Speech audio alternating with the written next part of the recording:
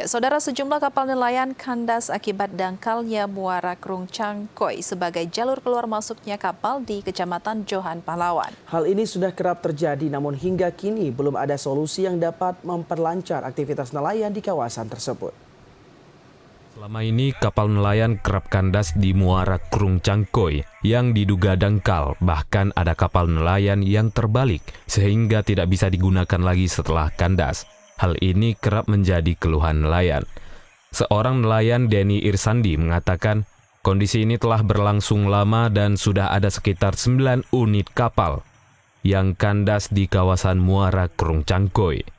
Namun hingga kini belum ada tanda-tanda dilakukannya perbaikan yang dapat memperlancar keluar masuknya kapal nelayan tersebut.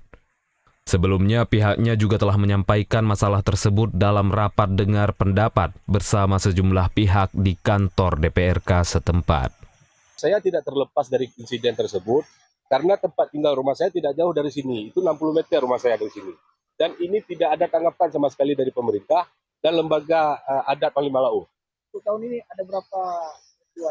Mungkin ada sekitar 7 atau 9 armada yang sudah tenggelam, tapi tidak ada tanggapan sama sekali. Nelayan berharap ke depan pengerukan maupun perbaikan dapat segera dilakukan di muara Krung Cangkoi sehingga kejadian serupa tidak terulang kembali. Dari Melaboh, Aceh Barat, Azhar TVRI melaporkan.